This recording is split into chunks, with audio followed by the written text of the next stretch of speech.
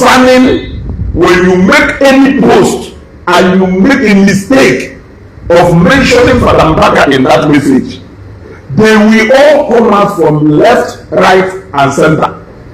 Go and call them. Go and call them. Tell them to come. That is a wonderful message for them. What is that wonderful message for them?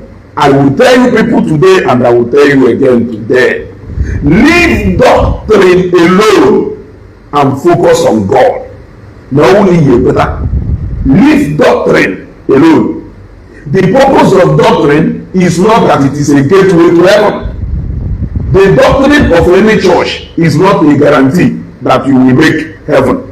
It is only something put here and there to give that. Is more like saying that because my Umunna constitution is not the same with constitution of your Umunna. Yeah? It's more like saying that because my constitution Umunna are not the same with constitution Umunna, therefore, if Umunna never will see. The get woman that great you want them. Yeah? It is more like saying that because my constitution of Umunna differ from constitution of Umunna, therefore my constitution of Umunna. That is what doctrine is all about. It is not a gateway to heaven.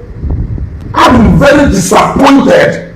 I'm very disappointed. See some of the people I believe now exposed that they are learned, allowing this doctrine of a thing to cover their sense of reasoning. I'm very disappointed. Imagine somebody in the caliber of Timothy of Ebu 10 years ago, thank God you are not a Catholic. So therefore, if I'm not a Catholic, and so what? So because I am not a Catholic, I cannot make heaven. So because I am not a Catholic, I am less of a Christian. So all it takes for somebody to be a Christian, a genuine one for that matter, is when that person decides to be a Catholic. Now this is where you people keep getting it wrong. Check how your church in your own congregation, denomination. Let us do our own. Frank, what I agree to. Let us do our own in our own denomination. At the end of the day, it is all for God. Now, but one thing I keep pointing out to people like Timothy of Ebusa and so many others is that there is more to Zion ministry than just Catholic.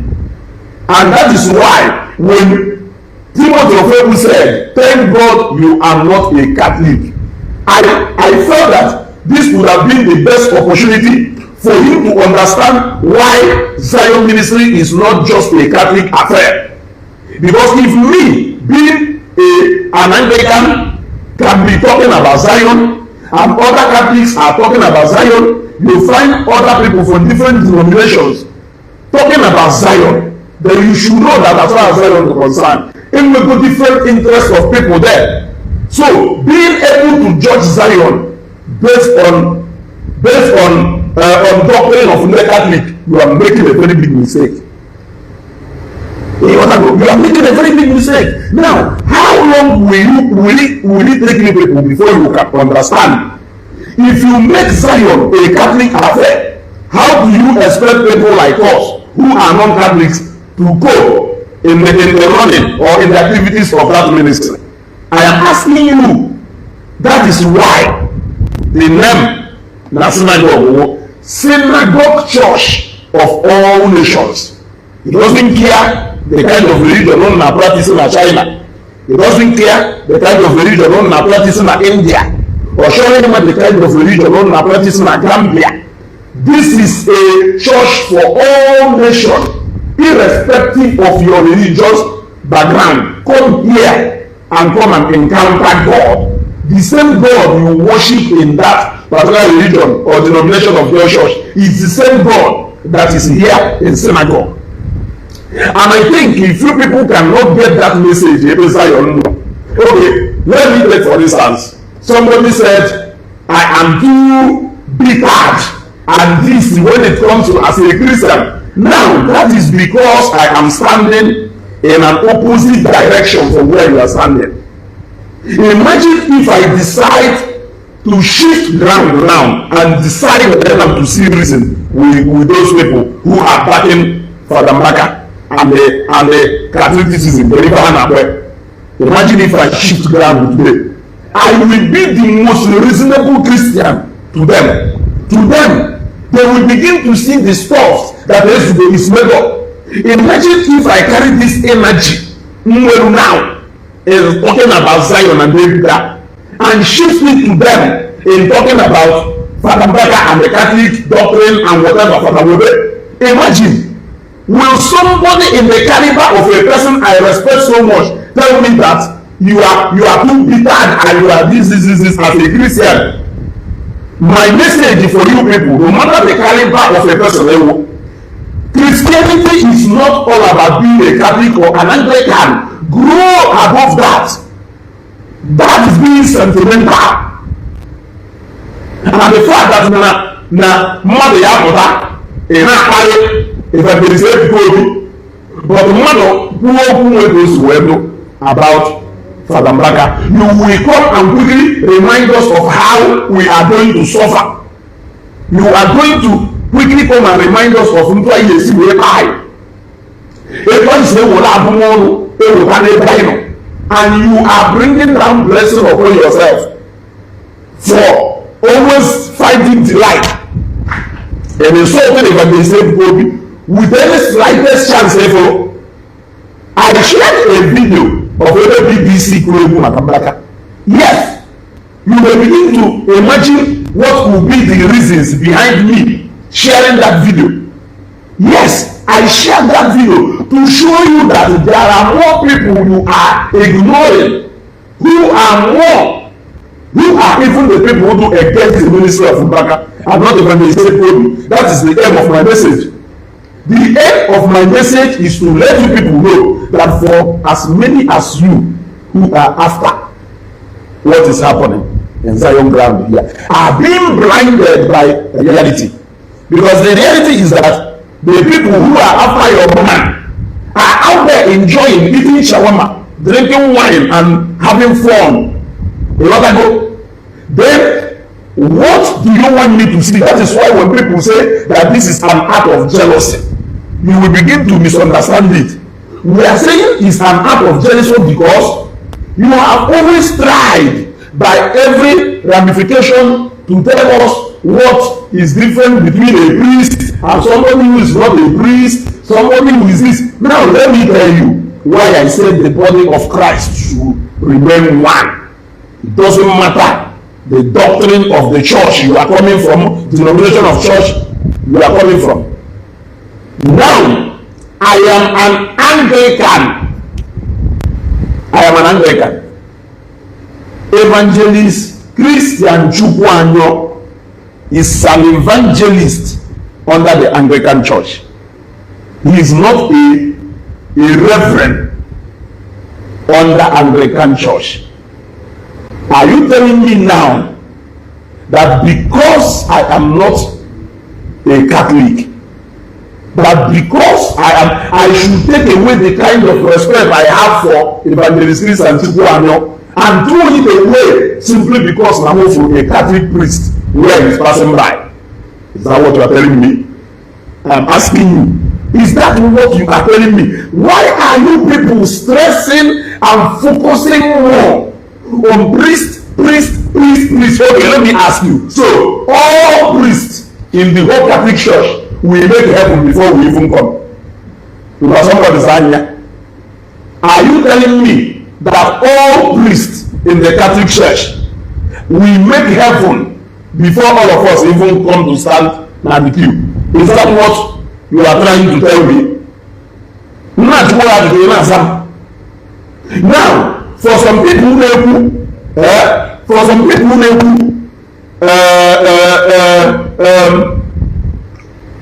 you don't have the right and any power to judge a priest, no matter if also that he is only answerable to God. When Bible said, do not judge, for when you judge, you shall be judged. Did the Bible mention anybody when he was talking about this is a doctrine being built by a particular denomination of church?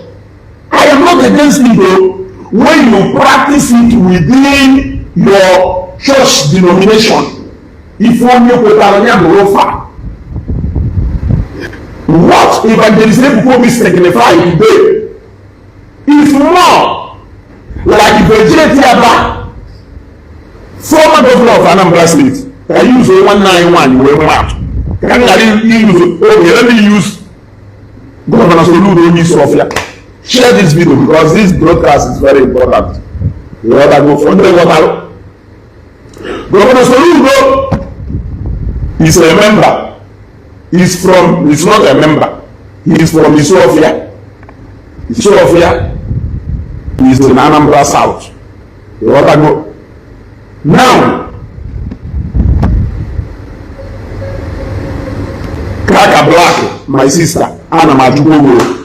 Share this video, click on like and love. I'm going to do 15 people will react to this video. That is not commentable. Click on like and love. Yes, anyone more comment than Luna. Click on like and love. It is very, very important.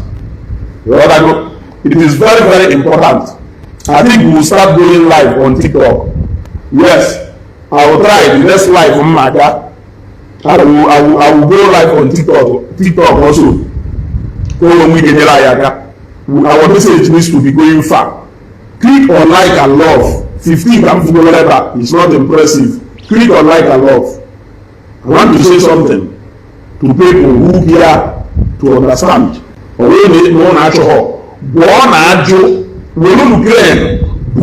Church doctrine it is a certificate to heaven. It is what is going to take you to heaven without any delay. Why do you do doctrine of church? Bulie see na your congregation one pata ni iro bulie na abagale. I feel we should all run away. When we see you, we should all run away. Yeah? What is all this? Click on like and love. I've seen from 10, from 15 to 25. I need more reaction here. Click on like and love. Now let me continue even before I come back again to come and check. Now, Governor Soludo won Sofia call, and they get the Sofia there. In Sofia there, no na able to wear pota. Woman never was to wear pota. No one na who's here. Village never was to wear pota. No even the village out, no even Juamala. In Sofia, able to wear pota. No even Juaman this Sofia. Soludo one okay. Being now the governor of Anambra State is no more all about Ethiopia. Everything about Soludo now is not all about Ethiopia. It has gone beyond being an Ethiopia man. So it will be Ofekeic behavior, like I always put it. It will be an Ofekeic behavior if Soludo stands na NTA or AIT that this is not an Ethiopia behavior, or this is not an Ethiopia language, that he has not spoken like an Ethiopia man. Are you aware that man is also representing the people of Nnewi? Are you aware that man is representing the whole government of Onitsha? Are you aware that man is also governor of Anambra South, Anambra West, Anambra Central? Call it. Are you aware that what this man represents now is not all about Ethiopia? This man is representing the whole of Anambra State, the whole culture. So if what he said did not fall in line with what you people believe in Ethiopia, it may fall in line with what we believe, except if he has said something that is abominable, except if he has said something that a human being is not supposed to say. That is when you can now come out to condemn what he said. But trying to condemn him based on the belief of a particular people, you are lying. It is a lie. That is exactly where I am taking Evangelism Kobe to. Evangelism Kobe is not just anybody running ministry as a brother or what under Catholic Church.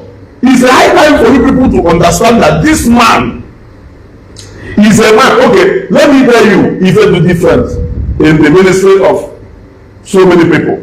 So many people were more Catholics in their congregation than they have other denomination of churches. But I don't think you can come to Zion today and comfortably share whatever statistics or percentage you will share people like that, and you will tell me that Catholics are more in Zion than any other denomination. Then you must be lying. You must be lying. Evangelism go be a Catholic brother, Jelu Harvard University. He is a Catholic brother, Jelu Harvard University, Jelu Oxford University. Nke cross border. He is not just a brother. Catholic Church should consider him as an asset that they should not even try to lose. Now it is making a lot of you so emotional. Each time we talk about evangelism, you want to take us back to your church. Do I need to come to your church? I don't need to come to your church. I don't need to come to Catholic Church before I can enjoy the call of evangelism. I can enjoy it on equal parts, on equal side with Catholics, with anybody not minding. No, just like Lazarus Moka, they all came from a background of church. Abraham Chalines Webota. So trying to make Zion ministry a Catholic affair is the greatest mistake some of you know. And you keep committing blunder with it, but you don't care. You don't care. It is very bad that no matter the level of education and the enlightenment some of you will, the moment you mention Catholic, they will lose whatever they stand for. What will it take Timothy Ofebu to come to Facebook and address Fada Mbaka either with respect or with anything?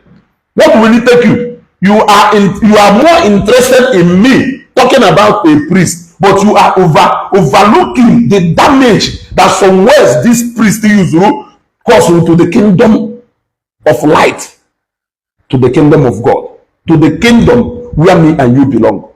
You are interested in me sharing a video BBC na my page because you were sensing that Namu share here for mischief. Either ways, I am passing a message. But you have refused to talk or condemn the utterances of Fada Mbaka. You have refused to condemn his utterances against Zion. And you have refused to recognize the damage those utterances caused to the body of Christ. You have refused to do that. And you people are willing not to talk about it because to you all, you think we are all Catholic. You are now telling me, thank God you are not a Catholic. What are you thanking God for? Can you tell me? What are you thanking God for? Handemaduleku is breaking. Kaka is breaking. Can you people hear me? Oh no, and even the yes. Kaka network see from side. Oh no, and even the yes. I want people to type yes before I continue. I want people to type yes before I continue. Are you people hear what I'm saying? Then somebody say yes or no. Okay. Nation boy say yes. Who else can hear what I'm saying?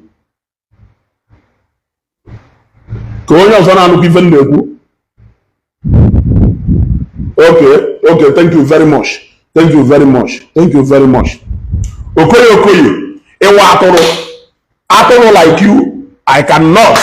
Atoro like you, I can't even block you from here for now because I want you to listen to this message in the spread. You must listen to this message. I want you to come out of that shell. Come out of that shell because the century I know now, you people are still locked up in a particular box. You are locked up in a particular box. Yes, you locked yourself up in a shell and you are refusing to have sense. Yeah? sense to very far away from some of you.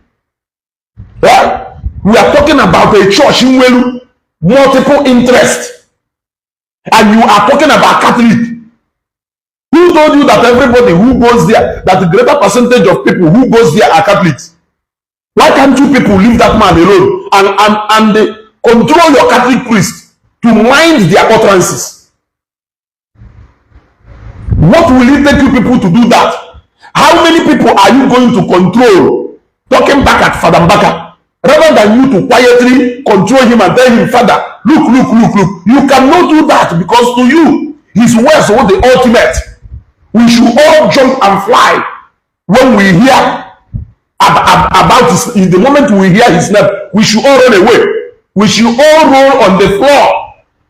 Look at somebody reminding me that Namu Shialo video of BBC when Fada Mbaka celebrated 30 years anniversary. Do you know what 100 days fasting? Do you know what 100 Ngozi Chukwu, thank you. Do you know what 100 days fasting stands for in Zion ministry? Do you know that it is a very remarkable event? Do you know that it is a very remarkable event, just like what Shiloh is to the winners? Shiloh is an annual end of the year program that brings the whole winners all together, and what is so remarkable, because let me not say much. The same thing with 100 days. Even while the 100 days is going on, instead of you people to control them, you guys should leave these people. They are in the top of the concentration moment in this ministry. Allow them so that they can concentrate and fast and pray and work towards the ending of closing of that. Apologize to your father.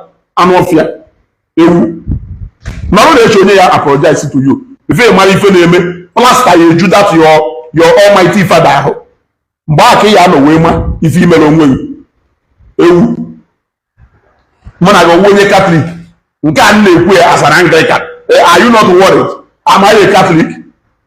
Am I a Catholic? Or who is not on the Catholic affair? Who is not Catholic affair? As I was saying.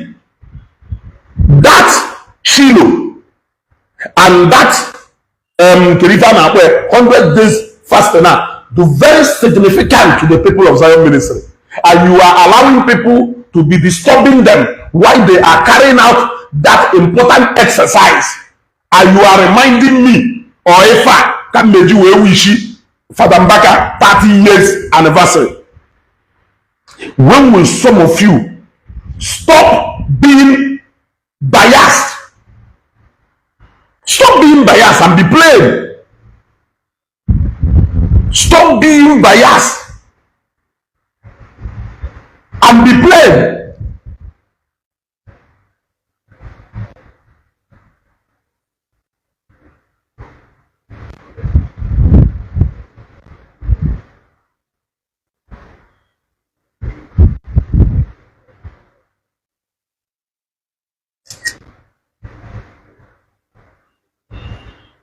Oh no, fake account.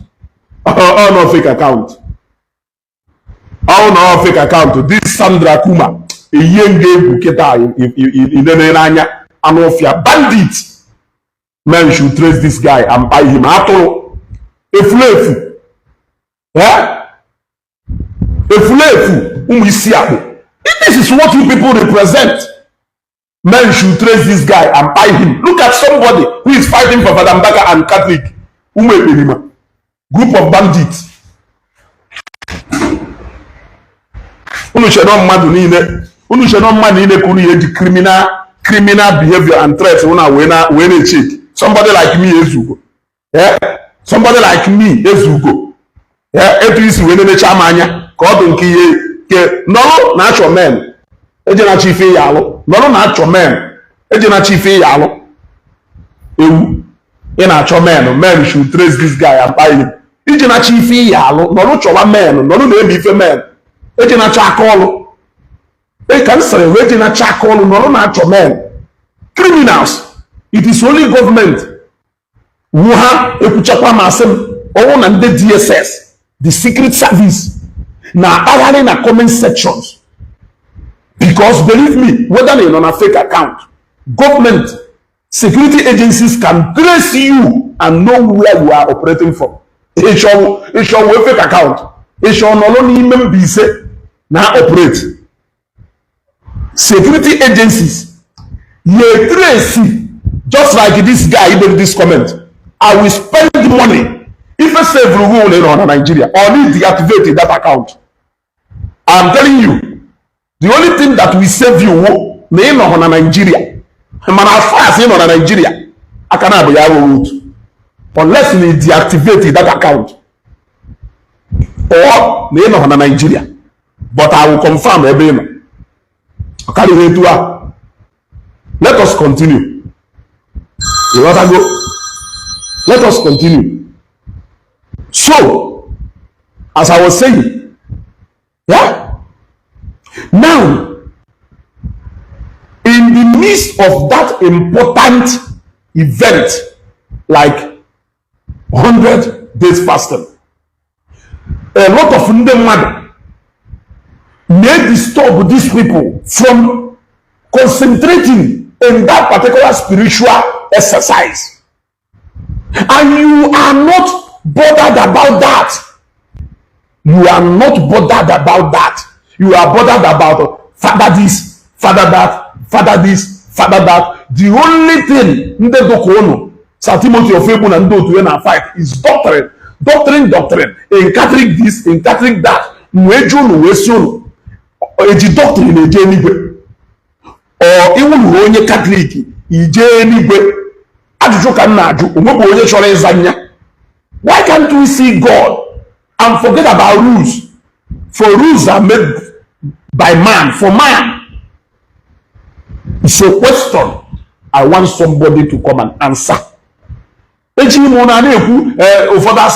thought you are a Christian. I am not a Christian because I decided to come after the utterances Fada Mbaka put on Facebook, and he was proud, and he kept on saying it, he kept on saying it without remorse. So Fada Mbaka is the symbol of Christianity. So Fada Mbaka is the Christianity one of Christianity. If only then a plate number Christianity one of Christianity. He is a standard in which every Christian should measure. Is that what you are telling me? I want somebody to come and tell me.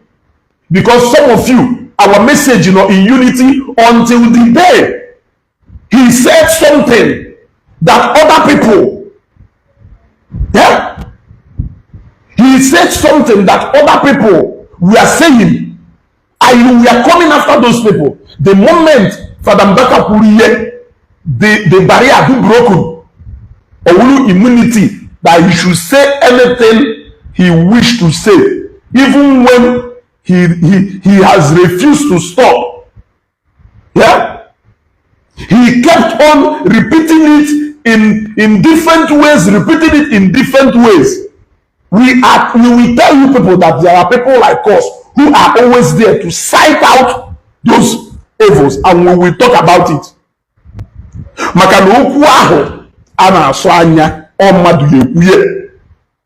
So instead of you coming out to come and look at people who are non-Catholic that you should thank God for, yeah? Are you thanking God that I'm not a Catholic because you have realized that I'm heading to hell because I'm not a Catholic? Yeah? Go and get me a form or come and baptize me in the Catholic Church so that I will be sure that I'm going to heaven. Yeah? So that I will be sure that I'm going to heaven. You are an adorer. The moment it will be a job worker, a mapota. In the moment it will be a job worker, a mapota, but in no since no to no work in a way, and a way, you may show in a quacker, in a share. If you make put the thing in share, you just drop one comment. You see, Ebuka is this, Ebuka is that, Ebuka is this, Ebuka is that. You are enjoying talking about Ebuka. We will talk about Fada Mbaka. We will talk about Fada Mbaka. We will talk about him. Yes. We will talk about him. until the day o withdrawal back from throwing passes at Evangelical. Emechaa n'ikpeazụ eluigwe kpee anyị niile ikpe. Emechaa n'ikpeazụ eluigwe kpee anyị niile ikpe. Ịghọtago? Eluigwe kpee anyị niile ikpe. Ịghọtago? Ọkara ihe etu ahụ. Ọkara ihe etu ahụ. If people do more enlightened, apụta na Facebook a na-akọ akụkọ, ị na-ege ntị ka ilu ife a na-akọ, ọ bụrụ doctrine ka fa na-achụ back to back. What is even doctrine? What is even doctrine?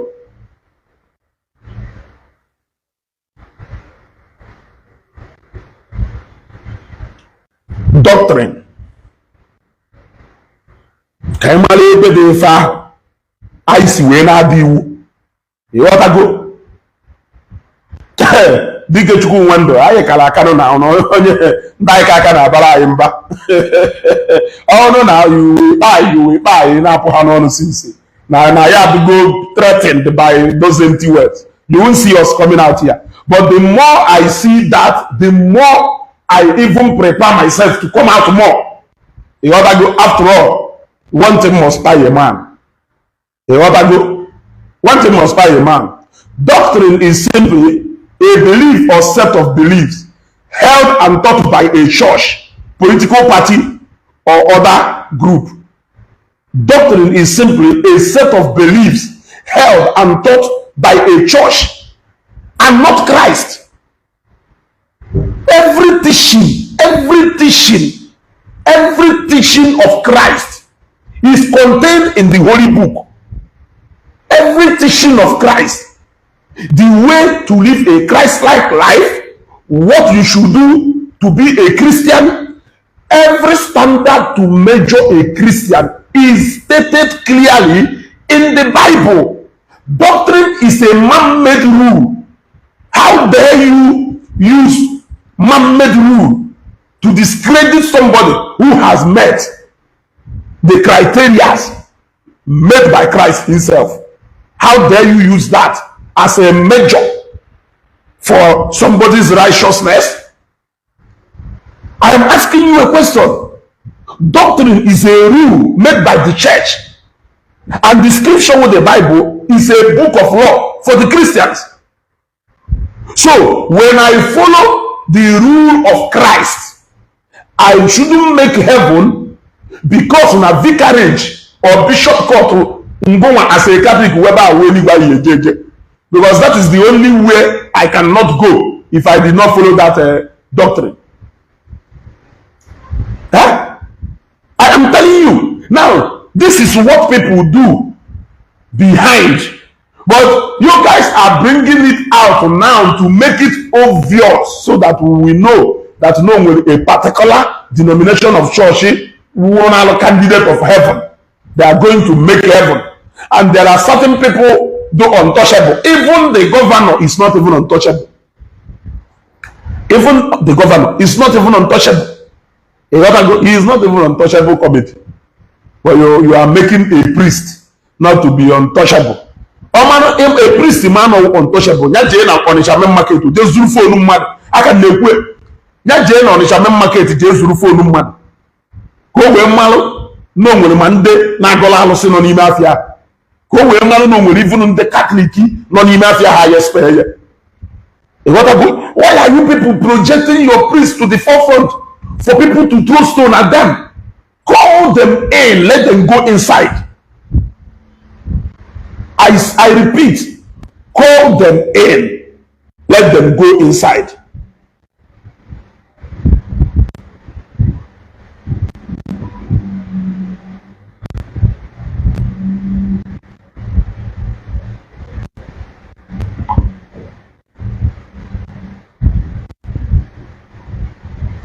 What are you value?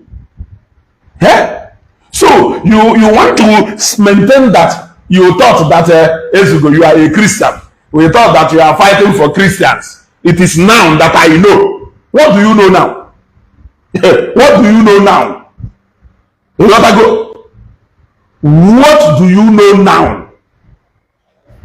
So, again, because in as now you know. So, Fada Mbaka is the standard in which we should measure all Christians. Any Christians that is not under the yes of this father shouldn't be a Christian. So, because I have spoken against a destructive message, that message of his was destructive and not constructive in any way. It was meant to destroy the foundation of Zion ministry. It was meant to disorganize, to dismantle Zion ministry. That was exactly what, or that is rather exactly what that message is programmed for. There is nothing else. For you to wake up one morning and tell people that you now talk about 100 days fasting, forgetting that no one will declare 40 days. You now talk about every single thing. You even issued an instruction that nobody should reply to what you are saying as a God the Father, or as what? Yeah, Ebuka may not reply you because he is focused na 100 days program, but there are people like us who are going to reply. There are people like us who are going to reply. So you wake up in the morning, you build a destructive message against your own brother, against your own brother, against your own Christian brother, and you expect us to clap for you because your adoration should stand and then because this ministry should fall. And you are blind. Only if you know Zion ministry, Zion members are blindly following Ebuka and worshiping Ebuka. You are also blindly following Fada Mbaka and worshiping him. Are you not seeing it clearly? Because of him, you can insult people. Because of him, you can call people names. Because of him, you can wish people to buy. Man, only Zion may fear that they are worshiping one man. Yeah.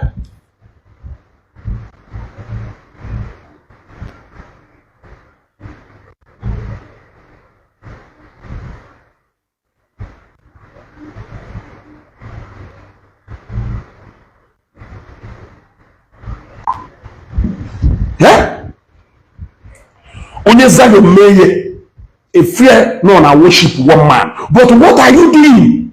Is it not the same thing he is doing for the sake of Ebuka that you are doing for the sake of Mbaka? Can you tell me what is different between two of you? Nothing. Some of you are fighting for your Reverend Father. Some are fighting to the nail for the doctrine. Some are fighting for the mother church. Some are fighting for different things. Somebody in the gap for Evangelical. They say no, I worship man and not God. What is different between you? Now bloggers. But why you talk about bloggers standing in for Evangelical? You are overlooking the bloggers standing in for you because those ones are anointed by God. Those ones, you people are ordained because you are standing for the ordained man of God. You are standing for the ordained man of God. Therefore, you are a holy blogger. So if John son ife na to nebukwe. So if John son ife na to nebukwe. So if Johnson ife na-atọ ụtọ na-egbukwa egbu. So if Johnson ife na-atọ ụtọ na-egbukwa egbu. He did not mention the Ifo John in particular. Ifo gwara so Ifo Johnson maka na ife na-atọ ụtọ na-egbu egbu. No Christian is more Christian than the other. Whether you are an Anglican, you are a Pentecostal, you are a brother.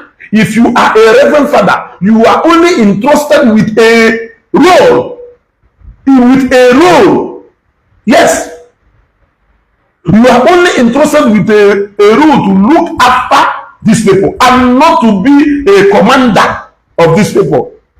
Actually, nna chetakwa n'ibu isi n'isi abụla ọchịchị ndị agha na onye nwe anyị si na onye ga-abụ isi onye ahụ gabụ onye na-eje ozi.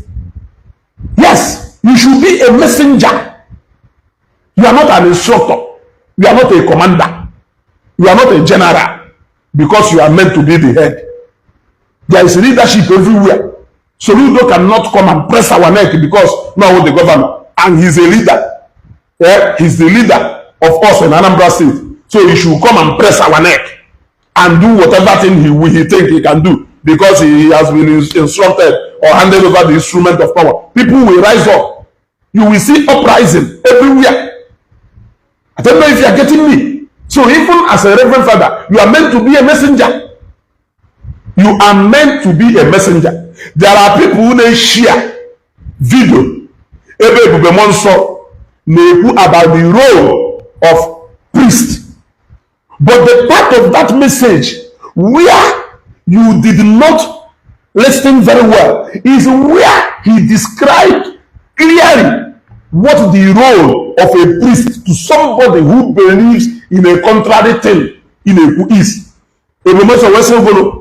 That you must have to come down to the level of that person so that you can communicate to that person for that person to understand. That's what he said. He said, and I quote, you must have to come down for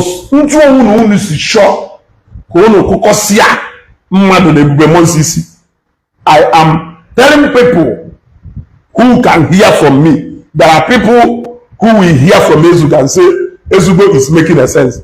Never do that. Don't do that. No matter the kind of video they share about Egbemonso, do not even go there to comment anything. Watch the video and pass to the next one. They will learn it the hard way. Yes, they will learn it the hard way. Ono choje mbute video ebe popukuru maka nde fada. Ono choje mbute video ebe Barack Obama or Trump pukuru maka role of nde priest. We don't care.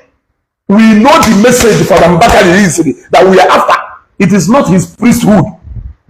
It's not his priesthood. Fada Mbaka is more interested in his priesthood, apart from the fact that he's making it so obvious that that is the reason why he should overshadow all of us and we should not talk. He's trying to make us to believe that we don't have a say. We should not even say anything. We should just sit down and be watching him saying in fact, as a father, he should be doing the talking. We should be doing the listening. Even when what he's saying is not making sense, we should all be clapping because he's a father. So I am passing this message to you. No matter the message or video they share about, I appreciate the fact that Nkeha shared the other day about Ebube Monso celebrating Fada Mbaka 30 years as a priest. Nobody shared it. People who shared it in good faith. Nobody went there to go and say, tell Ebube Monso, why are you doing this? No, we have never had any issue with the relationship of Ebube Monso with any reverend father. We have never had any issue with that. So why are you sharing a video of where he is celebrating a fellow priest for being 30 years in the ministry or as a priest? Why are you sharing that video? They went again and brought another video of where he is describing the role of a priest for people who are trying to compare a priest and their brother. And the only thing I picked out there was that the message was talking to both sides of the people. We say a priest must come down to the level. You must remove pride. You must not be authoritative. Remove that authority. It is only God who appoints.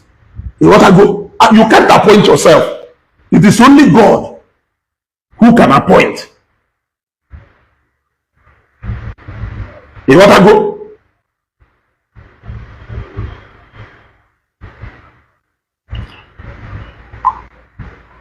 So, in this particular Oku had decided, we will teach them a bitter lesson. Also, we have with that video, you are no more the John the Baptist of our time. Don't mind them. See, right on. That is the only way to teach them a bitter lesson, so that they will understand that we know exactly the message we heard, that we said.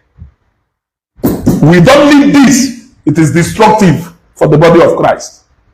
Yes, throw away doctrine. First, that doctrine is for your in-house. It doesn't include all of us. Yes, that doctrine is for your in-house. It doesn't include all of us. And there is a selective rule there in Zion. Zion may overgrow, go the level where a particular congregation will think they can come and manage whatever that is happening there. Even if they say because bishop or a Catholic priest or be a Pentecostal pastor or be there or a Catholic priest or be there. That is even the kind of unity I'm expecting to be seen in Zion. And not telling me to reduce it to a particular denomination. We will reduce a whole Zion, the weight of Zion, the tentacles of Zion, because you want a particular denomination to dominate. Is that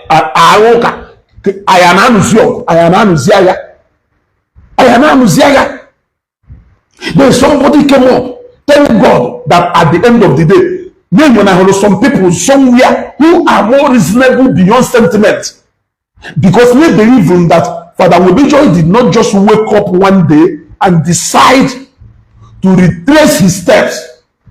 He did not just wake up one day and found out that whatever he has been doing, people want to call it for the right done, not the wrong.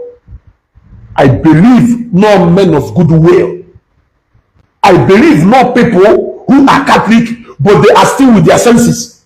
I believe no people who are not so blinded by doctrine that they are, even when they see what is wrong, they will not say that it is wrong. Because when they heard him reducing a whole of in America to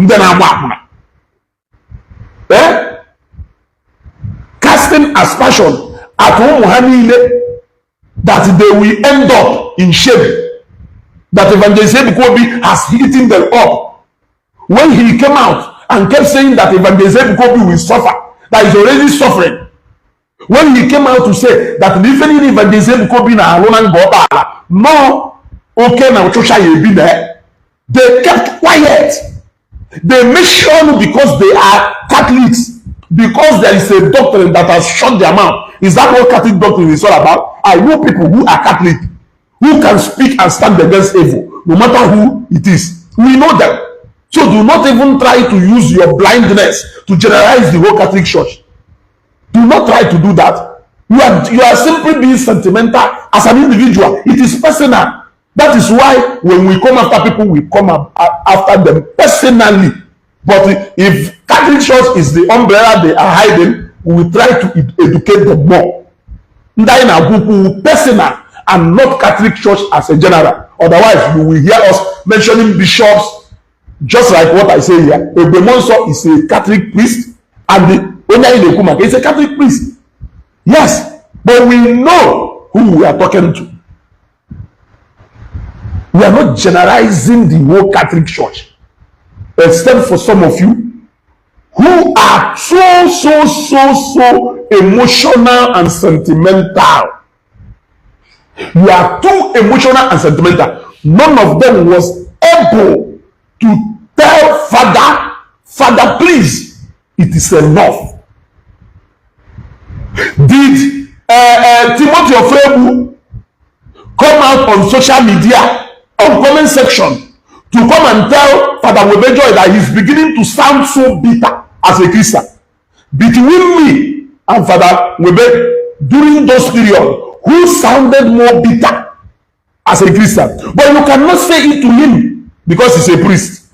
Only immunity to do whatever he wants to do. And if I ask you now, you will tell me, do you know if I called him privately? So you can call him privately, but you can address me publicly in the comment section. Do you know who I am? Do you know who I am to certain people? There are also people who believe in me. There are also people who can stand to them and say, wherever else you go stand is where I will stand. Don't you know that there are people like that? You don't know? You don't know. And when we try to address this imbalance to you people, when they pretend they are corona half year, yet you know exactly what you are doing. Did you come out to tell Fada that you are beginning to sound bitter as a Christian by cursing people because they don't agree with you, they differ with you? In fact, he went too deep.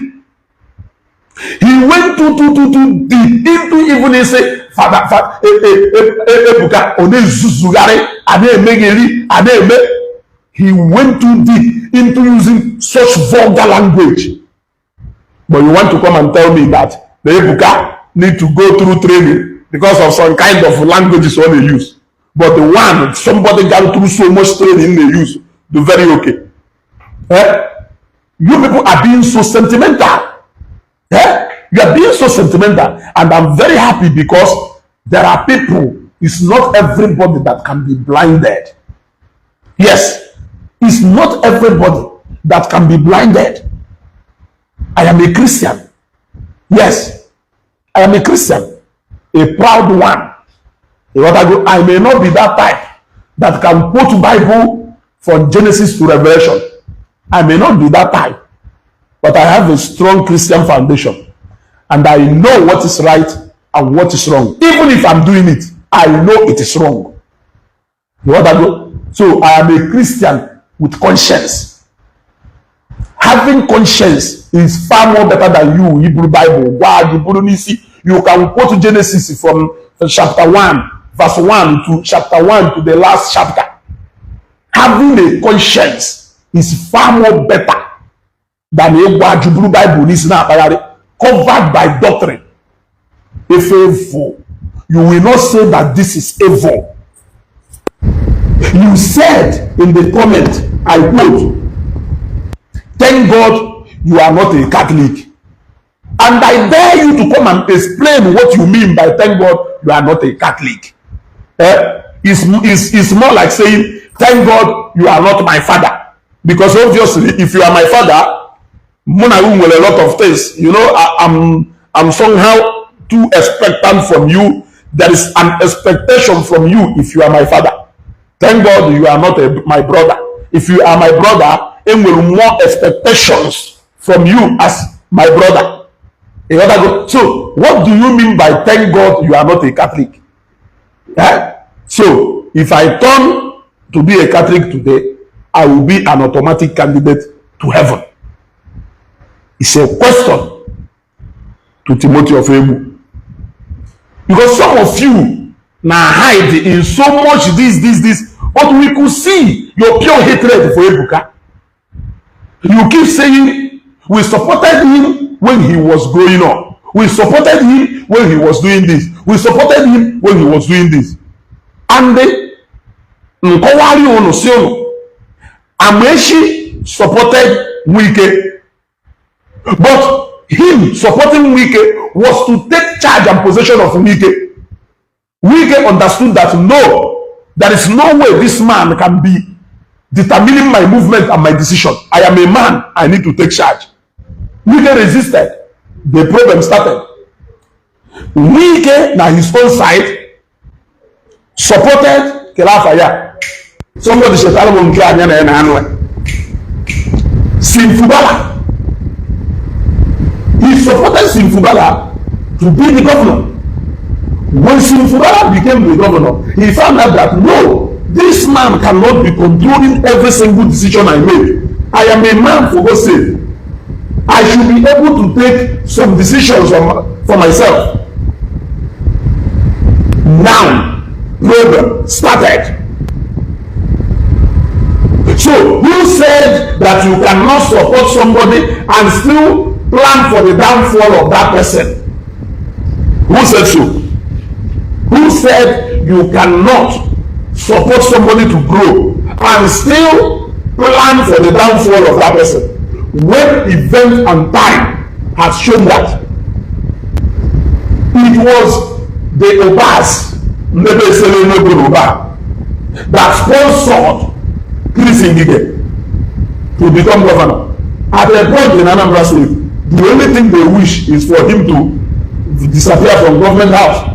They even went as far as going to kidnap him in the government lodge, in the governor's lodge, to take him down away from the government house.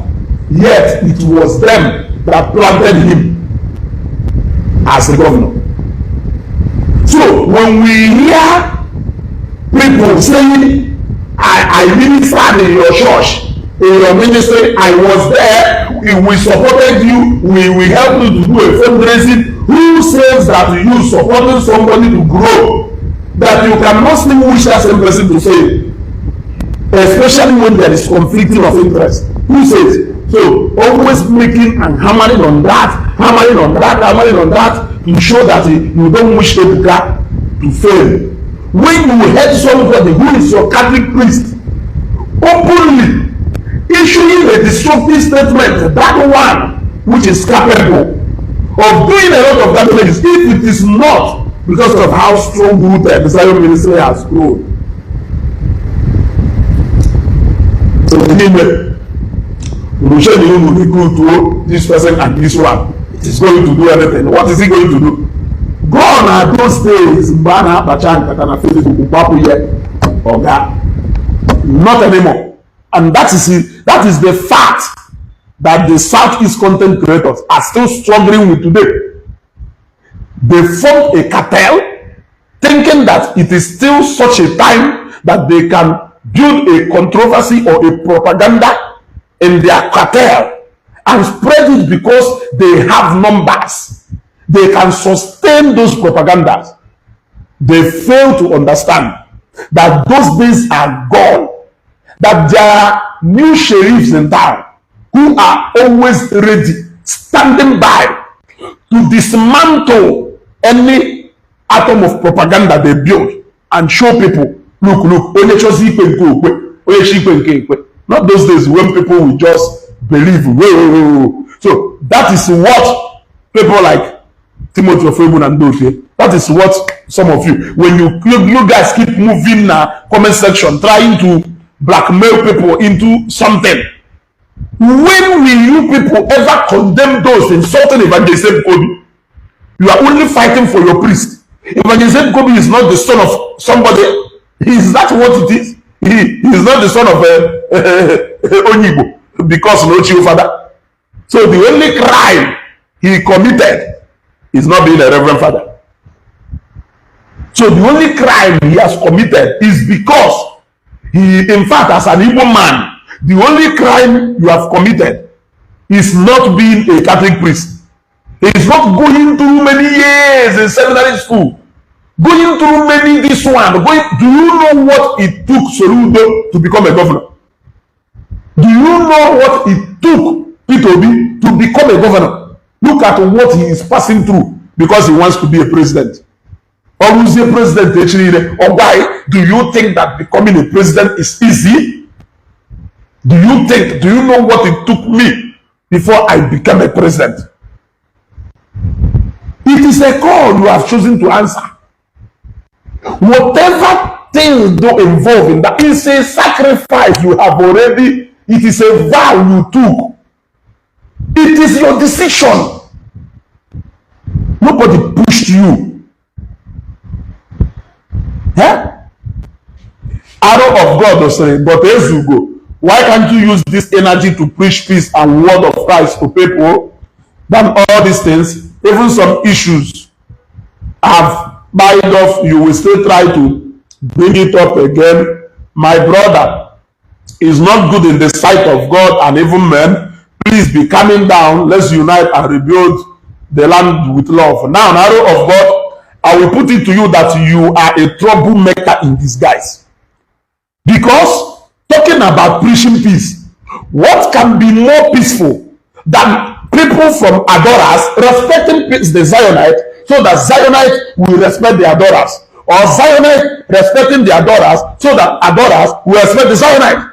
What do you think can bring more peace than these two things? What do you think can bring more peace than those who believe in the call of Fada Mbaka respecting those who believe in the call of Evangelism Kobe, and vice versa? You want us to be preaching peace Why other people will be now what do you mean by that? How can you be peaceful when you have not agreed? Even the Bible says that two cannot work together. And the two people working together and agreeing together does not mean Namu agree, but we can agree on a term. We can come together on a term. That term may not be equital. It may not be equital. It may be something that will make us to respect both equital and equital. You don't want that, but you want peace. How can there be peace? You keep saying that even in Bible. What do you mean by Bible? Any of them Bible. Why every day it seems like now by a single video Fada Mbaka no some of you are not seeing that to talk again. Before he made that video, what was happening? Was he not Nodi Matthias versus Ndoka? Was that not what was happening then? But with a single video, open with the pride. Again with the pride. Another one with ego. He has succeeded in dividing the church into two. And some of you don't want to say, call out evil for what it is. Because you white. One Reverend Father practiced for 30 years. Yeah? One Reverend Father practiced for 30 years. So 30 years in ministry should supersede our entire reasoning as human beings. Is that what you are telling me? A single video brought so much and in as much as you don't care. You keep on releasing more and even threatening those who don't agree with you, overlooking those who are clapping for you. Are you telling me that he doesn't go to Facebook to see the manner of insult his people and some bloggers are lying to him? He may not know that they exist, even though I believe that everybody who talk about Ebuka they speak one-on-one with Ebuka, and him will pay sleep about Akwa. You see where you need wisdom of. So I'll become a troublemaker. This which advice? Take advice. That advice away. I don't need that advice. You know what I do? Because I have just told you the only way. There will be everlasting peace, but you are running away. You are beating around the bush. Why don't you want to talk about Ifa Unku now? Why don't you want to talk about Zionites respecting the adorers, respecting the Zionites? Why don't you want to talk about it? Because you know you cannot agree with that. But you want to let there be peace. If you go preach to the Zionite, no, you people should leave this man, don't cause anything, don't do this, don't do this. That's why, okay, for if you come to my page to insult me, and I see my followers, I will never tell them to stop. I'm telling you.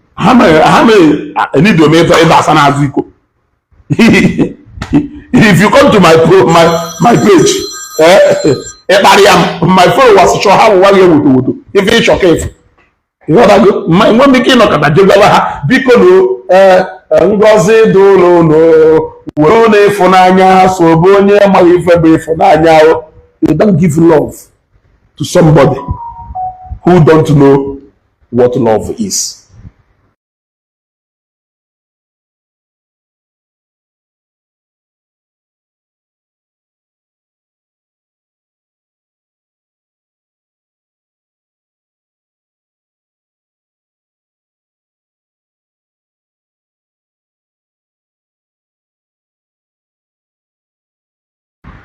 Yes, now, arrow of God. I am an instigator.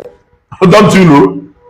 I am an instigator of evil and trouble because I have refused your opinion to. I know. I am a proud instigator. I have never denied it for one day. This struggle has swallowed the voice of so many people. Where is Nwikuku today? Nwikuku lost his voice. Do you know how loud his voice used to be. He allows sentiment to swallow his voice. Today, he no longer speaks. People no longer hear from him. He is trying to do some other things that are not adding up. It is not adding up. You want Ezugo to lose my voice. This only voice, in order to the pride in Welu. This only voice, in order to the authority in Welu. You want me to lose it? At a platter of what? I can't lose my voice. Let there be peace. The adorers respect the Zionite. The Zionite respect the adorers. Adorers respect Evangelical Bukobi. For if you believe that Fada Mbaka can curse, also know that Evangelical Bukobi can curse. Vice versa, there will be peace. But if you think that these people will monopoly over calling out these people, and there are people who, even in our society, you will see the high and mighty trying to oppress the poor ones, even the human rights activists. They will spring from nowhere without anybody paying them. These human rights activists, nobody pays them. They go into those cases just because they are seeking for justice. That is what I do. But even Timothy Okwe will say, no matter who is paying me, if Fada Mbaka is paying you, nobody pays me, my dear. If there are somebody who is paying you, because for you to sit down and say, no matter how much I am being paid, it means there is somebody who is paying you somewhere. Otherwise, you should know that the same way you are putting more energy going from comment section to another, from comment section to another, that is exactly what I am doing. The same way you find energy in sneaking in one comment section or the other. One comment section, everyone in on for somebody, for somebody, the same way you have the energy of doing that, even when nobody paid you.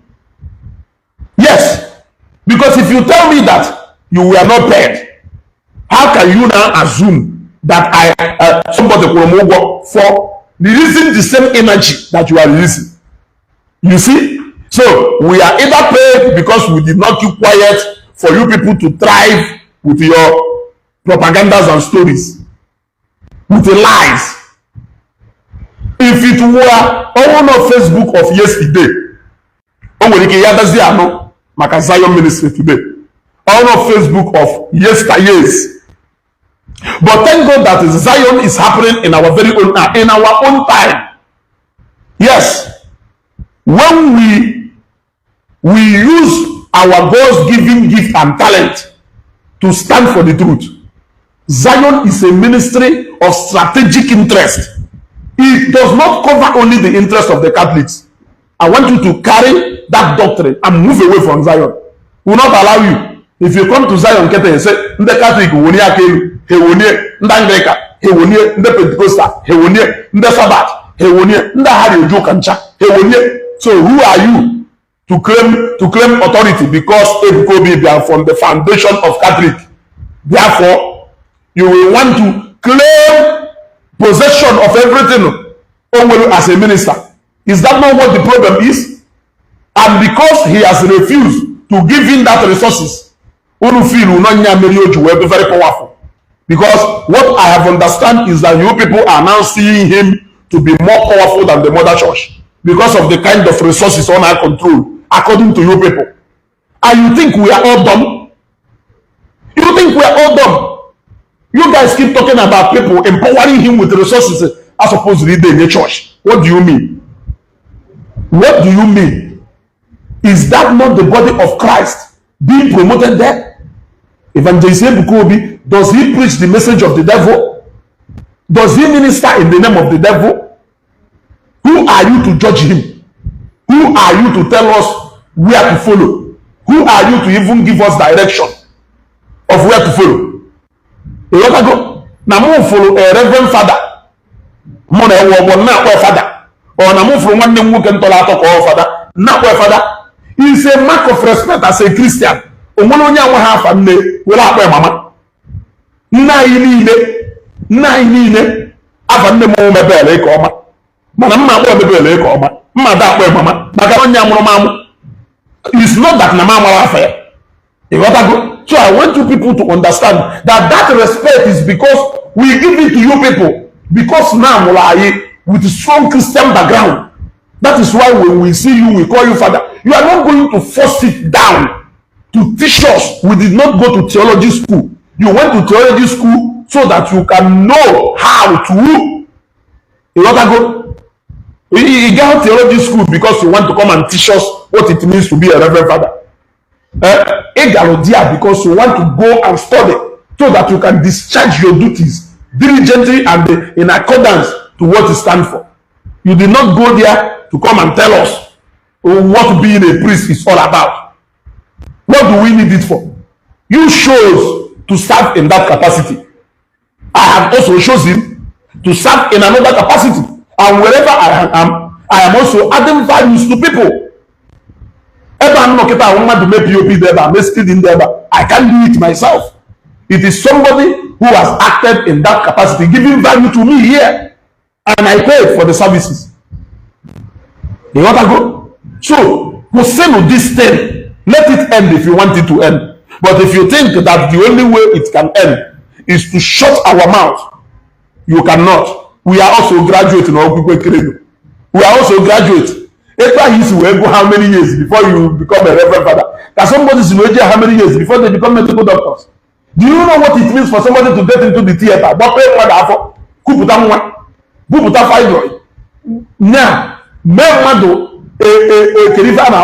Now, a major operation. Do you know what it means? It requires a high level of learning. It requires a high level of learning with dedication and commitment for that person to be able to master in that particular field. The same thing with lawyers. Do you know how many years I'm at Gallo school outside reading law? So whatever you pass through before you become a reverend father is because you have chosen to answer a call in that direction. So you should follow the level of training and you shouldn't come out to come and tell us, oh, when I'm the good go shall make my masters, make PhD, make PhD, go to another place. They keep doing it. It is not something for you to come and start telling us. It is your choice. You took that decision. We shouldn't be squeezed in decision you have taken for yourself. Unless it's going on my mama say. But my mama say. That is why you a point here about a reverend father who has problem with somebody bragging to be a virgin. We say if being a virgin is just simple, that you are also a virgin. Or if being a virgin, may consider here no a thing of pride, like Etonians will consider. You won't have problem of him trying to show people. In fact, trying to teach us how much we should see a priest is the same thing as Evangelical trying to show you how much sacrifice is in somebody being a virgin at his age, especially when he is not under obligation to do that. I can go one no ezuko. But I can share button. Share this video and coming back.